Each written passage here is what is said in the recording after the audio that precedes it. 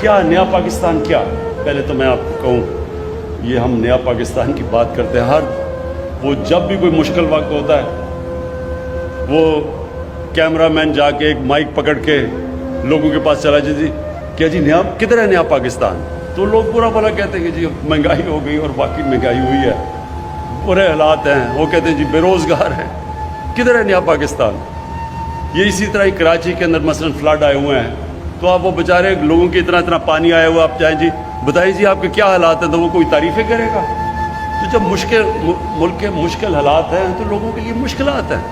ایک ملک کو آپ مقروض کر کے چلے جائیں، اس کو قرضے دینے ہوں، اس کے پاس مشکل سے پیسہ ہو اپنا ملک چلانے کے لیے، قرضے لے ملک چلانے کے لیے، تو جب وہ بیلٹ ٹائٹنگ کرتا ہے، خرچے کم کرتا ہے، تو اس میں تو لوگوں کو مشکل وقت گزرنا پڑے گا۔ یہ تو دنیا کی تاریخ ہے۔ تو اس کا یہ نہیں مطلب کہ اپنی خواب چھوٹی رکھو۔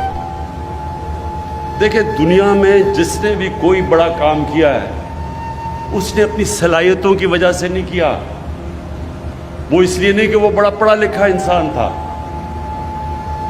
وہ اس لیے نہیں کہ وہ بڑے امیر گھر میں پیدا ہوا تھا، وہ اس لیے کہ اس نے بڑا خواب دیکھا تھا۔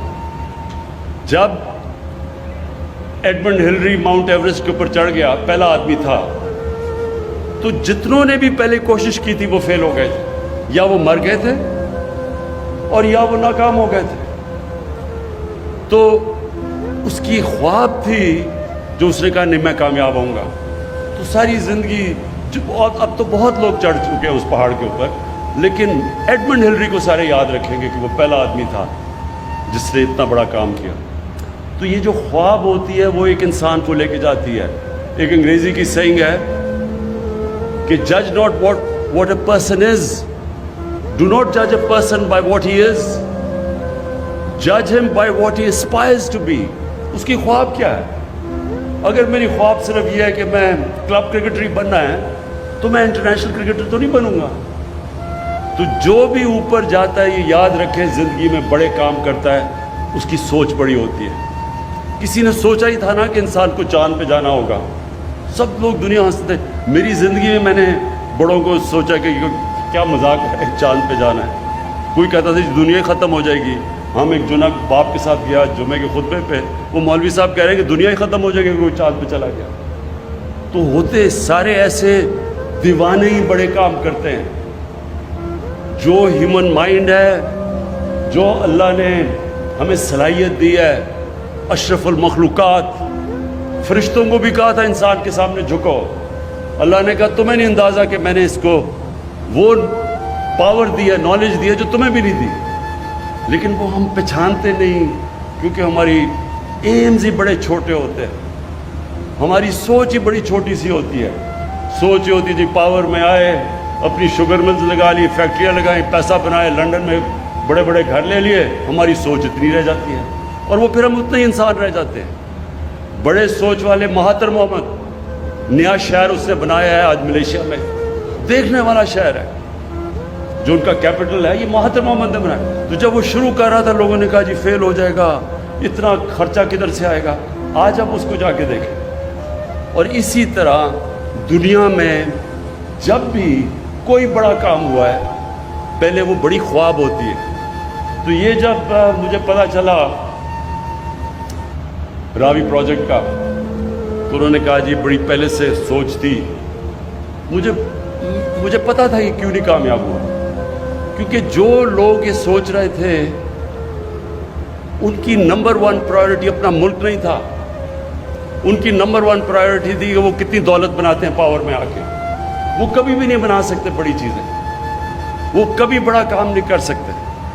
بڑا کام جب بھی آپ بڑی خواب کے پیچھے جاتے ہیں، سب سے پہلے میں بار بار آپ کو ایک فریز بتاتا ہوں، کشتیاں جلا کے جاتے ہیں۔ مطلب کہ جب آپ اس کے پیچھے جاتے ہیں تو پھر کوئی واپسی کا راستہ نہیں ہوتا، پھر ہی انسان کا پوٹینشیل نکلتا ہے۔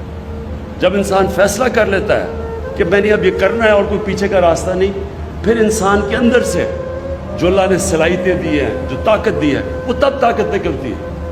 جب آپ پیچھے آدھا رہو، اچھا جی اگر یہ نہیں ہوگا تو میں کچھ اور کر لوں گا، کبھی کچھ نہیں، بڑا کام نہیں ہو سکتا ایسے۔ یہ بڑا مشکل کام ہے. یہ جو ایک پورا نیا شہر بنانا یہ آسان کام نہیں ہے. اس میں بڑی مشکلیں آئیں گی, راستے میں رکاوٹیں آئیں گی. میں ابھی بھی سوچ رہا تھا کہ کدھر سے رکاوٹیں آئیں گی.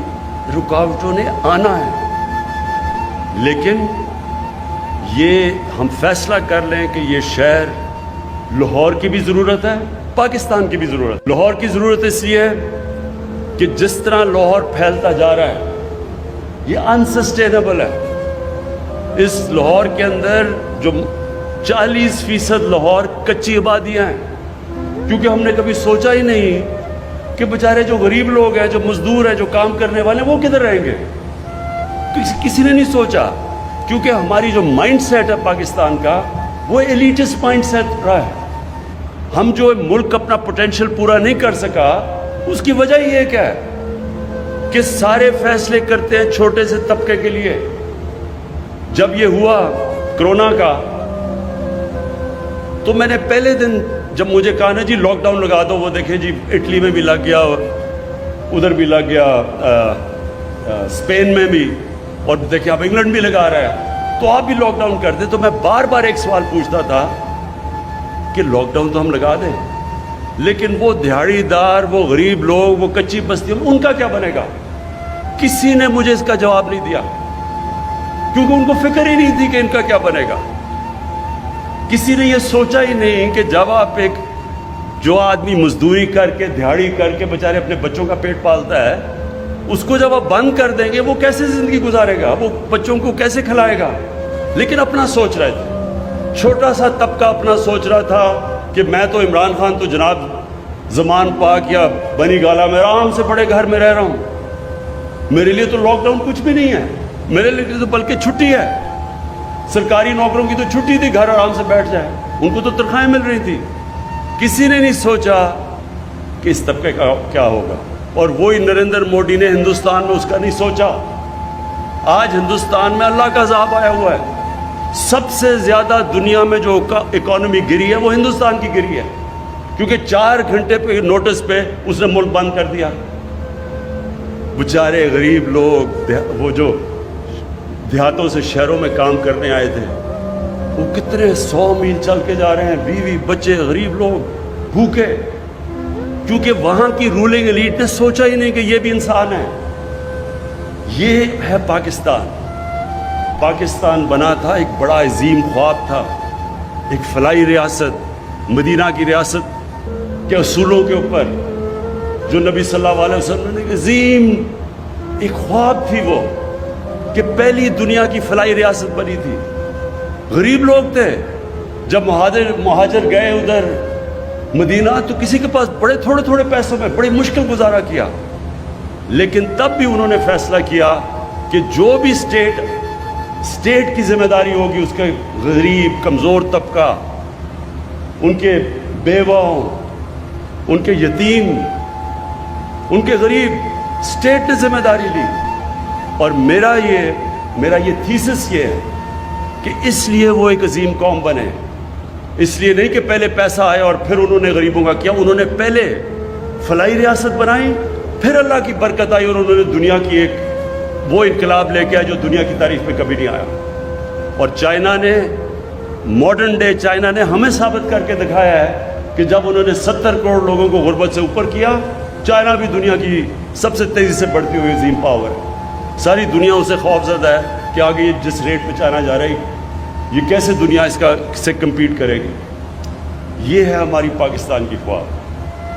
ہم جب نیا پاکستان کی بات کرتے ہیں, پہلی دفعہ پاکستان میں غریب لوگوں کو ہیلتھ کارڈ دیا, ہیلتھ انشورنس دیا. کبھی کوئی نہیں سوچتا تھا کہ غریب جو مشکل سے اپنے بھی بچوں کا پیٹ پالتا ہے, تو ایک بیماری ہو جائے تو وہ کیا کرتا ہے, وہ کدھر سے پیسے لے کے آتے ہیں. تو پہلی دفعہ ہیلتھ انشورنس انشارہ پنجاب اور کے پی میں ساری ہم سب کو کور کریں گے ہیلتھ انشورنس, اور شروع کر دیا ہم نے. دوسری چیز, ہمیشہ میں یہ جب سے جی ٹی روڈ سے ہم وہ پرانے راوی کے پل سے جاتے تھے داتا صاحب کے پاس, وہ سڑکوں کے اوپر بیچارے فٹ پاتھ کے اوپر لوگ پڑے ہوئے ہیں, سارا وہ اس کا جو ڈیزل کی وہ جو ساری وہ ان کے اوپر آ رہی ہیں ٹرکوں کی، کیونکہ رات میں سارے ٹرکس آتے تھے، ساری مٹی وہ ان کے اوپر آ رہی ہے۔ کبھی کسی نے یہ نہیں سوچا کہ ان کے لیے ہم کچھ کر دیں۔ میں ہمیشہ یہ سوچتا تھا، کبھی کسی کو یہ خیال نہیں آیا کہ یہ انسان ہے۔ آج انشاءاللہ جو ہم نے پہلے ہم نے پناہ گاہ شروع کی، اب ہم نے پناہ گاہ کے سٹینڈرڈ سیٹ کریں کہ وہ پناہ گاہ کے اندر سٹینڈرڈائزڈ ہوگا۔ یہ نہیں ہوگا کہ ایسے بیچارے غریب آ گئے تو ان کو کوئی کھانا، ان کا کھانا سٹینڈرڈائز ہوگا، ان کے لیے باقاعدہ صاف کپڑے، ان کے بیڈ شیٹ صاف ہوں گی، ان کے غسل خانے صاف ہوں گے، ان کو گرم پانی ملے گا، ان کو انسان بنا کے ہم انشاءاللہ رکھیں گے، ان کو بھی کہیں گے کہ یہ آپ کا پاکستان ہے۔ اور اسی طرح یہ جو ہم نے اب ہماری کنسٹرکشن کے اندر نئی ہاؤسنگ کی ہے، افورڈیبل ہاؤسنگ، پہلی دفعہ پاکستان میں، پہلے تو روٹی کپڑا مکان ایک سلوگن تھی، یہ پہلی دفعہ ہم اب لوگوں کے لیے جو ہماری ہاؤسنگ اب شروع ہو رہی ہے نیا پاکستان ہاؤسنگ میں، باقاعدہ ہم صرف یہی نہیں کہ ہم ہر جگہ جو بھی سوسائٹی بنے گی اب اس کے اندر غریبوں کی ہاؤسنگ رکھیں گے، باقاعدہ ان کے لیے ہم نے پیکج دیا ہے 30 ارب روپے کا، ان کو سبسڈائز کر کے گھر دیں گے، ان کے لیے ہم کم انٹرسٹ ریٹ 5% انٹرسٹ ریٹ پہ اگر وہ بینک سے پیسہ لیتے ہیں تو ان کو کم انٹرسٹ پہ، یعنی پہلی دفعہ تنخواہ دار غریب طبقہ مزدور ان کو موقع ملے گا کہ وہ بھی اپنا گھر خرید سکے پاکستان میں۔ اور یہ جو انشاءاللہ راوی پروجیکٹ ہوگا اس میں باقاعدہ افورڈیبل ہاؤسنگ ہوگی، تاکہ یہ نہ ہو کہ وہ بیچارے کچی وادیوں میں لوگ رہیں، وہ بھی یہاں آ کے ان کے لیے بھی گھر ہو۔ اور پھر جو ہمارا احساس پروگرام ہے انشاءاللہ پاکستان کی تاریخ کا سب سے بڑا پاورٹی ایلیویشن، غریبوں کو اوپر سے غربت سے نکالنے کا پروگرام ہے۔ 200 ارب روپیہ ہم نے اس کے لیے رکھا، کبھی پاکستان میں اتنا زیادہ پیسہ ہی نہیں رکھا، جس میں کئی چیزیں ہیں، قرضے دیں گے سستے سود کے بغیر، لوگ ہنر سکھائیں گے، اسکالرشپس دیں گے، اور اس کے اندر یہ بھی ہے اور دے رہے ہیں، اور اس کے اندر یہ بھی ہے کہ دیہات کے اندر خواتین کے لیے، ان کے لیے بھینسیں گائے، تاکہ وہ اپنے گزارا کر سکے، اپنی زندگی بہتر کر سکے، پروٹین لیول اوپر کر سکے۔ پھر پہلی دفعہ سٹنٹنگ کے اوپر کام ہو رہا ہے، باقاعدہ ہم نے پروگرام لانچ کیا ہے۔ یہ جو بچے جو خوراک نہ ہونے کی وجہ سے قد بھی نہیں پورے ہوتے، ان کا ذہن بھی نہیں بنتا، وہ بھی پہلی دفعہ اب ہم نے لانچ کیا ہے۔ پہلی دفعہ پاکستان میں سٹنٹنگ کے خلاف ایک پورا پروگرام ہم لے کے آ رہے ہیں، اور اس کے اوپر بھی یہ احساس پروگرام سے کر رہے ہیں۔ میں آپ کے لیے آخر میں یہ جو بات کرنا چاہتا ہوں لاہور سٹی کا، یہ جس طرح عثمان نے بتایا کہ اس کے جو لاہور کا پانی کا مسئلہ یہ بہت شدید اور تیزی سے بڑھ رہا ہے، کیونکہ اس کی واٹر ٹیبل نیچے جا رہی ہے۔ تو یہ جو بنے گی لیک اور یہ واٹر فرنٹ بنے گا، اس کا مقصد ہی یہ ہوگا کہ لاہور کا جو واٹر ٹیبل ہے وہ ریچارج ہوگی، پانی اوپر آئے گا۔